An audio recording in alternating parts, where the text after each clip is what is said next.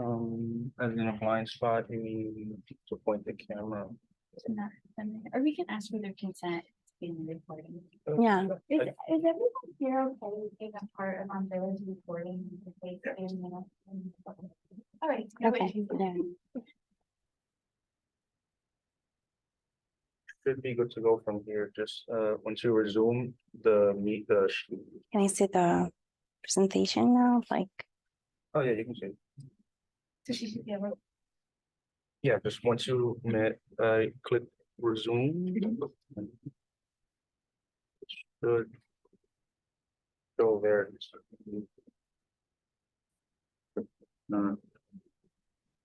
Mm.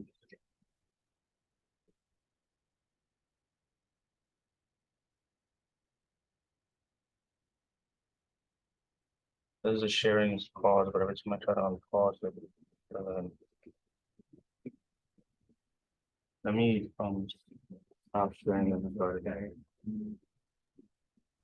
Is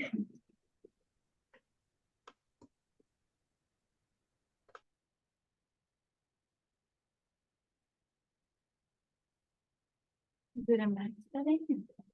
I think so, but it could be just be a Zoom setting. That's let me see if I can share like just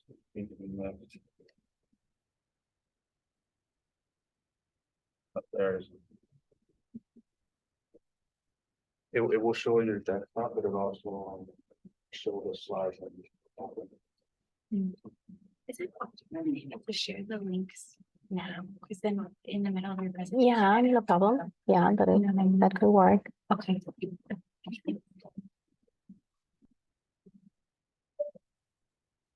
Yes. I'll walk around this floor, but I'll stop by. Kathleen, I can't find my presentation, so I was in cognitive mode. Do you want to sign in again? Is it here? It was open. It's Yeah, that's it. okay. Okay. Should we get to start? So welcome everyone. As a part of International Education Week, we have our visiting scholar, Andrea Suarez, presenting her research. And we have a couple of other events coming up this week. If you'd like, we have the full schedule here if you want to take one on your way out. And I think everyone here already signed in. So also help yourself to any of the food or the water that we have. And thank you so much for coming and for your interest in International Education Week. And without further ado, I'll hand it over to Andrea. Okay, thank you, Kaylin. Well, as Kaylin said, my name is Andrea Suarez Salazar. I am currently a visiting research scholar from Colombia and in the curriculum and teaching department. I've been studying at Teachers College for 3 months now, and it's such a pleasure for me to participate in this International Education Week with my doctoral research project on homeschooling practices in Colombia. So my dissertation is entitled Analysis of Homeschooling in Colombia as a Growing Social Educational Phenomenon. And today I am planning to go through this agenda. So first I will share with you like my educational background. I will talk about my experience, my professional and working experience in Colombia. I want you to know a little bit more about the context, the sociocultural context I come from. Then I will tell you about the reasons that took me where I am now, telling you about the purpose of my research project. Then I will, broadly speak about the methodology, considering that I'm talking about a qualitative research project, which with a very specific methodological approach, research paradigm, and so on. Fifth, I will be talking about what home education or homeschooling is about in Colombia. I will also share with you my recent publications on the topic. And I will talk about the research activities I've been doing at Teachers College and in New York City these 3 months. And at the end, I will provide some references and probably give you 15 minutes to make questions about this presentation. So in relation to my educational background, I am a PhD candidate in social sciences, childhood and youth at the Universidad de Manizales and CINDE. And as you have seen, I'm a visiting research scholar at TC during the fall. I'm a Master of Science in Education and Human Development and Bachelor of Arts in Modern Languages and Literature. So I would like to tell you about my professional and working experience related to education and the context that I come from. So Colombia has 32 states, and one of them is Caldas. Caldas is located in the middle of the coffee growing area, and its capital city is Manizales, with approximately 500,000 inhabitants. Manizales is very well known in Colombia for having lots of universities receiving students from all over the country. And I've been working as a professor at Universidad Autónoma de Manizales for about 18 years now. So I am an associate professor at the university, and I have a part-time job there now. Also, I am the principal of Colegio León de Judá, which is a school we founded in 2019. I'm sorry about the slides. This is a private school providing regular educational services to 147 kids and teens from kindergarten to up to 11th grade. So in Colombia, in our school system, high school ends at 11th grade, okay? So actually this story is, quite interesting and beautiful at the same time, because this school was founded after a long period of hard work with a homeschooler community in my city. As a grassroots organization, we were only, a small group of educators and tutors trying to help little children with classes, different classes of math classes, science, social studies, information and technology. We gave Spanish classes, we had schedules and everything. So it was a lot of work, but it was, it was simply like an organization and like that. So we were, well, there was a time in which, some families wanted to have like a legal certification of this whole process. And some of them said like, hey, why cannot this, become a school, like a regular school? So we started working with those families. And I think, to make a long story short, we founded the school, and in 2019 we received our legal, certification to work as a regular school. Some families just decided to keep on homeschooling their kids and not get, involved as regular students in our institution. So this picture was taken in July this year. So given, this previous experience that I had with this homeschooling community, I quickly knew I wanted to study homeschooling more in detail. So I started to study my PhD program in social sciences, childhood and youth. And this is the purpose of my study: to understand homeschooling practices or homeschooling in Colombia as a growing social educational phenomenon.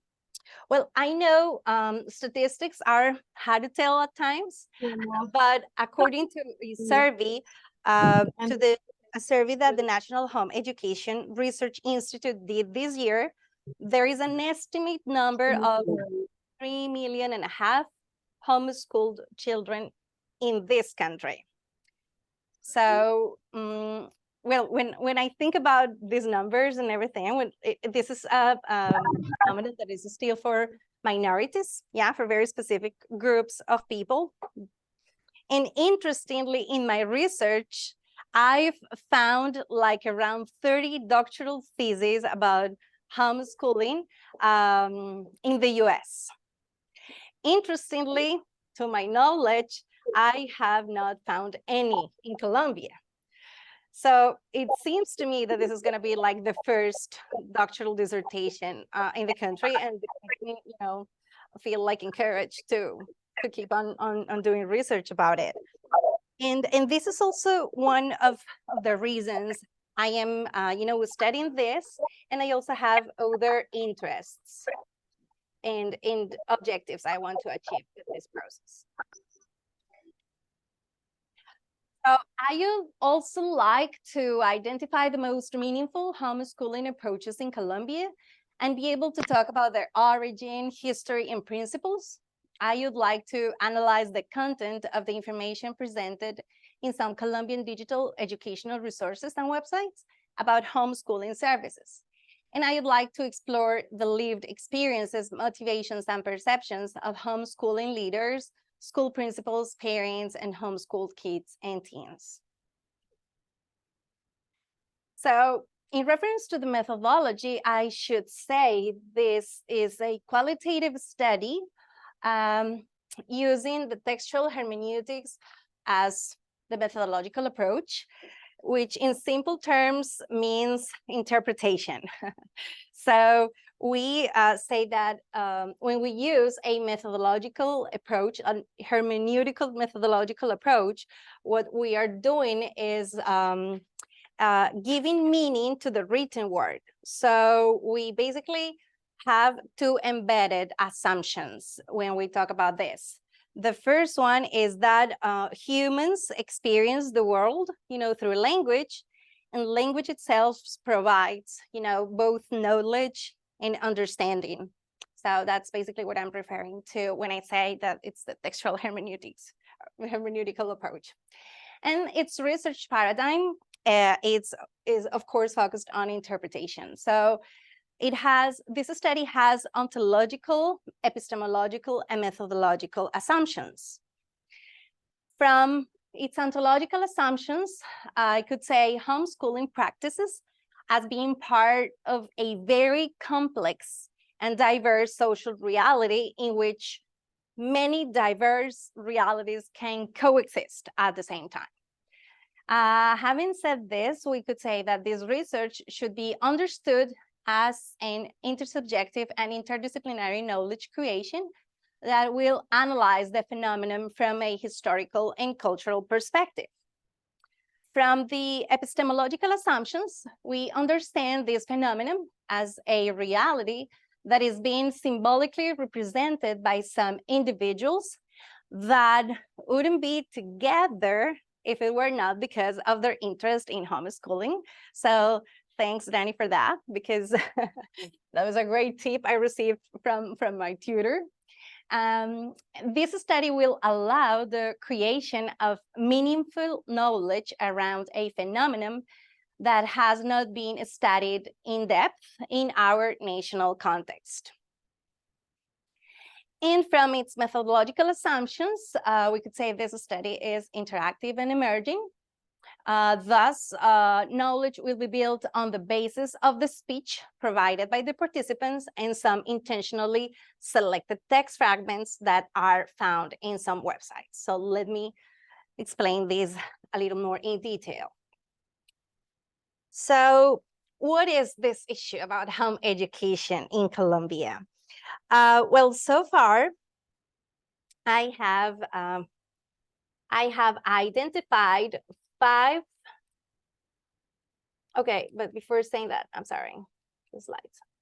I'm going to tell you a little bit about the history, and then I'm going to talk about the homeschooling experiences. So, home education started in the 1990s, and with the emergence of some email lists of homeschooler moms from Bogota the capital city of Colombia, they started to study this unschooling movement that had started previously in the US back in the 60s, 70s. They were studying that, and they started to create small co-ops and communities in Bogota and other important cities in the country. Increíble, ¿no le parece? Then I I think there's a microphone on, so I don't know if, okay, good. So since then, this social educational phenomenon has been growing, and there are actually no clear regulations about it. The first, I think, and the most relevant, nationally recognized, if I could say that, effort to make homeschooling legal was this law project, the 094 law project on homeschooling, presented by Senator Emma Claudia Castellanos in 2020. This law project was quickly rejected by public schools, private schools, and by homeschoolers themselves. So they prefer not having any type of regulations about it. So far, I've identified, let's say, 5 experiences or 5 approaches about homeschooling. And I'm working basically with 2 sources of information. So I'm working with websites and participants. It means people involved in this phenomenon in different ways. So what I'm doing with the websites is that I'm basically reading and going through websites about online communities, blogs, virtual schools, international curricula. And with the participants, I've been talking to homeschooling leaders, writers or blog writers, and principals of virtual schools, parents, kids and teens. Please notice the question mark is an estimate number of the sources of information, of course, because it's very hard to tell, like statistics at a national level. And I must say, I have, well, in my document, I have very, specific selection criteria of each one of the sources, which, of course, I'm working on that as well, because it's a process. Because when you look at the map like that, you say, like, my God, when is she going to finish? It's a lot of information, but I'm trying to be, focused and to select my sources in an intelligent way as well, because I want to graduate. So, and I have identified these experiences that you can see inside the map. So the first one would be unschooling. Second one would be achieved focused homeschooling, Catholic and Christian homeschooling, and other homeschooling experiences such as communes. So I want to tell you a little bit about each one of them very quickly, so you can get closer to my context. So unschooling is the name that we give to this educational philosophy that relies on the innate desire of children to learn. And unschooler Colombian families educate their children without any intervention from any school. So in this approach, we could mention Ana Paulina Maya. She is the author of the first Colombian book about homeschooling, which is entitled Si el colegio no existiera. She's been a homeschooler mom for about 20 years now, I think. She's educated her 4 children. Okay, they are not children anymore, they're adults. So she's been an activist in Colombia, and she's also had the opportunity of participating of different policy-making discussions on the topic and everything. So her website is Educar en Familia. I can also talk about Erwin Fabián García López. He is also one of the ones who considers himself as an unschooler, or, well, in a recent conversation I had with him, he prefers, like right now, he prefers to be called like an alternative or flexible educator, and professor at Universidad Nacional de Colombia. Well, with the help of this of his research group, they organized 2 national congresses in 2009 and 2010, and they published this book, Un Mundo por Aprender. Well, the last decade, he has been, participating of different academic events, mostly in Latin American countries, and he's been also publishing different papers and documents around about this, about the unschooling, right?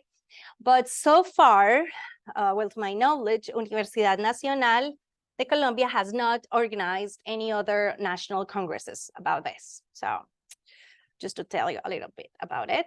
Well, the more specialized and achievement-focused homeschooling is kind of the name we give to that approach or experience that intends to develop academic, artistic, and sports skills in homeschool children. So here we have some websites about online communities about schooling in Colombia, and also virtual schools or regular schools. The ones that you are looking at in the slides, for example, these are different schools supporting a great number of homeschooled children in Colombia. So what I'm basically doing, as I told you before, is going through these websites, looking at the content, understanding the context, and talking to people who are working for these institutions. Well, the next 2 are the Catholic and the Christian homeschooling approaches. Families are more interested in teaching their values, and biblical principles to their kids, while providing what they consider are the best materials and resources and content for developing their cognitive skills as well. So here you can see, or we can mention better, Cibercolegio, founded by Universidad Católica del Norte. This is probably the first Catholic school, supporting these homeschooling communities. And right now, it has more than 4,000 students. I don't know, it has a lot of students around, in the country. And we could mention EduRed, Tecnoeducación, which is not a school. This is mostly like an organization, which has organized National Congress of Homeschooling as well. And also here we can see some international curriculum, schools, and co-ops that support Christian families with the process. Well, in reference to other homeschooling approaches or communes, I was thinking about including a commune in my country, which is, I have not had the opportunity of interviewing those people yet, because they're very close. They live like in their own place, but I hope to talk to one of them, at least one of them. But I am also considering including an experience I hadn't thought of including before.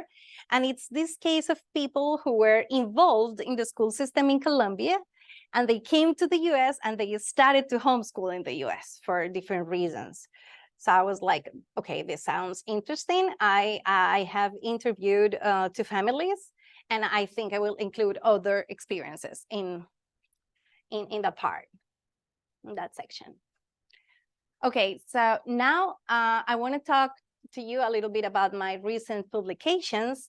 So I don't know if you shared the links. We are going to share the links of my publications so that you can look at them very quickly. So the first publication is entitled Home Education or Homeschooling, A Journey to Its Terminology Evolution. So in this literature review, I analyze 25 terminological units, which are used both in Spanish and English to talk about this phenomenon. in a corpus of 50 scientific papers and documents between the years 1990 and 2020, right? So when I was in Colombia, I published this paper with 25 terminological units. But in these 3 months, the list has increased, and now I have like 40 terminological units. So I am planning to, to publish like a second paper, like an updated version of this first publication. That would be really interesting, and hopefully, do it in English, because it's interesting here that, I've been reading a lot about homeschooling in the world and in Gottesman libraries and everything, and I have not found, like any scientific paper about homeschooling in Colombia written in English. So I see like an opportunity to work on this. So let's see how things go. And I've published this second paper, which is entitled A Theoretical Approach to the Social Phenomenon of Home Education in Colombia. So in this paper, I reflect on some theoretical issues about this phenomenon. And I've talked about 3 very specific periods of time. The first one would be like the unschooling period of time. The second one would be homeschooling 1.0. And the third one would be homeschooling 2.0. So I think you have already received the links for the publications. So I'm not a homeschooler mom, nor a homeschooling advocate, but I wouldn't call myself like a homeschooling critic either. So it's kind of, I don't know. This thing about subjectivity and objectivity is, it's kind of hard to define. But what I am trying to do, or what I want to do, is, to get closer to a social educational phenomenon that I find really interesting. Yeah. And I really want to understand this conceptual and pedagogical, ideological, and legal perspectives about this. So that's precisely one of the reasons, or better, the reason that brought me here, where I am now. Besides my desire of living this academic experience in New York City and spending time, with my family and everything. So what I mostly wanted was to understand the dynamics of homeschooling practices in New York City and in the States. And I would also in the future love to make comparisons between American and Colombian homeschooling practices. So maybe new knowledge can be written about this.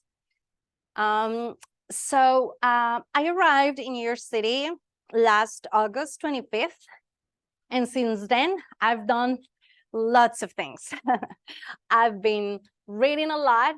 I've been spending most of my time, reading and writing and reflecting on these issues in the library. So I am currently updating my references. I'm also attending classes and learning a lot from TC professors. Well, I'm taking a course which is entitled Histories, Curricula, and Current Issues in Teacher Education with Danny. Thank you, Danny, for being here. Okay, so, well, this is a course that I have found really interesting because it focuses, its attention on histories about teacher education around the world. So we've done readings about these teacher education issues around the globe. Like we have read things about Palestine, Namibia, Bolivia, China. So it's been really interesting because honestly, Danny, believe me, I didn't have any idea of many of the things you've taught me. So thank you for that. And it's very good to reflect on these things about what it means to modernize the teaching force. So that has been really interesting. Well, the second course I'm taking is Curriculum Theory and History, which is oriented by Professor Andrew Green. And well, in this course, what he what the course intends to do is to introduce the students to these issues about curriculum. So I've had the opportunity of reading about curriculum theorists, going through those contemporary curriculum debates. So it has been really interesting too. And I'm taking a third one, which is collaborative community cultural contexts with Professor Kara G. Hollings. And as a school principal, I found this course really interesting because I have learned a lot of communication skills, and I've been reflecting on those interaction skills that we need to develop as, as school professionals, and all those abilities that we need to have to communicate with families, with teachers, well, and so many other things. I've also learned about the co-teaching models, which I've found really interesting too. So I'm also working on my first paper in English. So I'm working on that now with the help of the Graduate Writing Center. And I've taken some, some writing classes. Well, this is one of the things that I have enjoyed the most, I think, because I am currently visiting different institutions. So I've had the opportunity of going to, the Rock Homeschooling Center, which is basically a program working like in, very specific building with some facilities shared by 2 or 3 institutions, I think. I visited Muscota School. There I had the chance to talk to the school principal, share experiences. I visited William Sherman School. I was there with some TC students, like a kid, you were with me there. So it was great to see like these math classes and all the interactions with the kids, with the teachers. It's been great. Actually, I also went to the New York City DOE, to the central office of homeschooling, because I wanted to find out like the process families need to follow in order to homeschool their kids here in New York. And the 47 American Sign Language and English Lower School, this was a great experience because this coordinator is a deaf person, and he has his interpreter, and it was very nice to see all this inclusive program going on and working in real life. So wow, I admire him, and I saw very cool things in that school. And I've also gone to other institutions, but I didn't want to, to put so many photos in there, but these are some of the experiences I've lived. And I must also thank Professor Latoya Caton. She is the field placement coordinator in the master, I think it's the inclusive education program. Yeah, so she's been so nice, and she has helped me a lot with those institutional processes and everything. And I'm also interviewing American homeschooler moms. I've received permission to use their photos and to record these encounters via Zoom. And well, in the meantime, of course, I've also had fun, or I've taken my time to, to travel a little bit, to spend time with my family, and well, just to relax a little bit from this intense academic experience. Well, these are some final thoughts of my presentation. So I could say the social educational phenomenon of homeschooling is much more complex and diverse than what I thought it to be when I got here. So it can be read and understood from different perspectives in diverse sociocultural contexts. And its progressive growth for the last decades could be, I don't know, I'm not sure about it, but it could be one of the reasons why some researchers are getting interested in it. I don't know. There are many related debates around homeschooling that enrich this discussion and allow the creation of new knowledge. So there are many topics that we could reflect on, such as the issue of elitism, let's say the questions around neoliberal interests and anti-state ideologies, the social inequalities shaping a school choice, or more recently called by some authors as strategic schooling. The questionable and diverse stances in reference to the school system as a public good, the discussion about what private and public really mean, and we could say like the legal and social implications of having children out of the official and regular school system of a country. So actually there are many topics to discuss about this. So I think that is it. These are the references of my research. And I wonder if you have any questions about this. So thank you very much. Okay.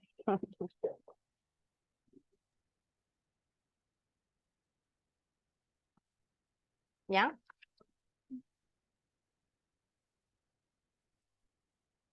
Okay. I didn't know much about homeschooling, and especially the term homeschooling is very impressive. This might be a weird question, but why do you think they use the term school to everything instead of education? Wow, it's an interesting question.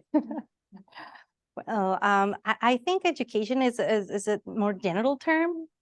Like it reflects to those, to that ideal of the way like the human being needs to be like educated and everything. And the school could be more related to the system. I don't know, to the structural thing, the structure, yeah, and the specific organization. So I don't know. I think I don't know. I'm just saying a difference, but this could lead to a long discussion with a professor. But yeah, we use that word a lot, of course. So do you think people like think the word school as systemic education with like intervention? Wow. Yeah, I think so, but I'm not pretty sure about that. Yeah, because when I read so many papers and they mentioned the word schooling. Actually, there's another term I found really interesting, and it's de-schooling. I don't know if you have heard of it. Yeah, it was Paul Goodman, I think, who introduced this term in the late 70s. De-schooling. So, and unschooling. So we could analyze those practices as well and see, I don't know, what they mean. So it's an interesting question, but I don't know how to answer it like in detail. Hello, Andra. Hello, Ankit. First of all, I really like your presentation. Uh-huh, I've thank learned you. many things. And I would like to know what differences you have realized in American schools and your Colombia school. Okay. What two differences, specific two? Okay, let me think about it. Okay, yeah, I can mention the co-teaching models. Well, in Colombia, we have this 18th century model in the school. So here, the teacher like speaking just in front of the students, and these students with, lines and rows and everything. So it's very fixed, it's very organized. And it works a little bit similar in my school as well, I must confess. But here I noticed you work a lot on co-teaching models. So I was not very familiar with that. And I found that part really interesting because you have like stations and there are like 2 teachers in the classroom. And actually you have like 4 or 5 different models to work in the classroom. So I think that is one of the things that, that has interested me a lot from the schools here. And also, group work. I've seen that a lot. I mean, you plan together, okay, or as far as I've, heard and shared with people, and there's a lot of group, planning, or at least in the conversations, you can feel that. So I found that. What else? Social inequalities. Could I say that? Yeah, in Colombia, that is not very evident okay, at least in my social cultural context. Here in New York City, in only one classroom, you can have students from many different nationalities having different languages. So it's hard. let me tell you of a story of a little kid of second grade in Wilmot Sherman School who was there. He spoke Persian and French, and no one in the school spoke those languages. So he entered the school, and they only speak English and Spanish. So I was like saying like, oh my gosh, what is he doing here? And I mean, what do you do with this little kid? Because he cries every day in the morning when he enters the school. So he's only with the cell phone and using Google Translator. So it's hard. So I think I have seen that, lots of cultural diversity. Yeah, social inequalities as well. Racism, which is not something we talk about a lot in our context. But here it seems to be like a big issue, you know, this thing about racism. I don't know. Thank you. I'm just, okay, thank you. Danny. Hey, you mentioned that you're neither a homeschooler yourself and you're not a critic of homeschooling, right? Yeah, I know it's. Writing a dissertation is intervention. You're intervening in anything. What effect are you trying to do? What would you like to happen with your dissertation? What are you trying to do to the homeschooling phenomenon through your dissertation? Okay, Danny, I think I have to say two things about it. Well, one thing is my thesis, you know, and the other one is like the influence I want to have like in the real community. So in my thesis, what I would like to do is like to write like 4 or 5 different chapters that mostly describe each of the tendencies or the approaches I've been speaking about. So I'm not trying to make comparisons among them, but better like write like a very complete description, you see, like very historical. What do you want that school to do? You know what I mean? Like you described something before what? Like I could describe this classroom. What would I describe this classroom? Yeah, before? that was the second part. Yeah. I'm sorry. That was the second part I was going to say. Well, I think it's a very deep question. It touches my deepest intentions and feelings as a researcher. But I want many people to be educated in many different ways. I think that what motivates me the most, because I am passionate for education, is to influence people, like to influence kids, teens, teachers, and in trying in a certain way to let them know that education is the way they should go. Even if they homeschool or even if they are, involved in the regular system, education is the way they should go to, to grow or for personal growth or development. I don't know. So I think I want to be an influence, if I could answer that question. Yeah. Okay. I have a question from Jeremiah. Okay. Yeah. Hi, everyone. Hi. Hi, Andrea, how are you? Can you hear me? Yes. Okay, wonderful. So I'm a graduate student right now at Teachers College. I'm actually located in Mar del Plata, Argentina.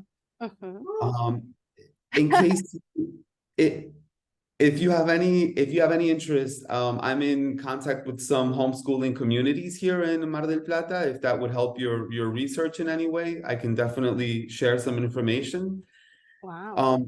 Thank you so much for your wonderful presentation. It's so great to see, how passionate you are about education and all of this very hard work that you're putting into, relating everything to homeschooling and, how you're taking advantage of being in New York. My question is around the fact, and before I have to say, I'm sure reading some of your research, this will be, I'm sure you'll touch upon this, but in regards to social learning, right? Sociocultural, socio-emotional development. How do you find that parents, allow for this growth to happen with their students being at home? How do Colombian homeschooling parents work with this, this social developments? Okay, Jeremiah, thank you for your intervention. Well, at first, thank you very much for, giving me the opportunity of having those emails and those contact numbers. It'll be great for me to have them, because if you are in Argentina, I think I could also make comparisons between Argentinian and Colombian homeschooling practices, so that would be great. And second, well, this social issue, well, I think, I don't know, I will dare to say like 70 or 80% of literature about homeschooling is about social issues, because that's the most relevant question. Like, how our homeschool kids are really going to socialize and interact and communicate if they are at home? So, I think that when we get closer to this phenomenon, we notice these families have a lot of opportunities to socialize and interact. I've seen in New York, well, New York is being understood as a classroom itself. So when I talk with some homeschooler moms, they say, New York is my classroom. And in New York City, I have everything I need to educate my child. So socialization becomes more not like a concern of families, but like an opportunity. So you know what I mean? So they were talking to me about, going to museums. So that's like a science class, going to, a bridge, going to a park, going to many different places. So I don't know. I think socialization will keep on being a big issue about this. So Wonderful. Thank you I so hope much. I answered your question. I don't know if I did it right. Absolutely. I love the aspect of perhaps this socialization aspect, being in the hands of the parents. And they decide how to socialize their child as well. This is part of homeschooling, but thank you so much. You definitely did. Okay, thank you. Thank you very much. Okay, so I think that's it. Thank you very much for being here and supporting me from the distance as well. So thank you. Thank you for saying this. I'm taking this from this class. New York is my classroom. Oh, yes, New York is our classroom. We are all here to learn. So we have to enjoy ourselves and keep on learning. Define New York. Yeah. As of now, I have listened. Oh, really? Wow. Best way. New York is my classroom. Yeah. I think I have to say that as well. New York has been my classroom for the last 3 months, so it's been great. So thank you so much and have a great day. Thank you, everyone. Thank you, Andrea. Have a great day, everybody. Thank you. Thank for your time.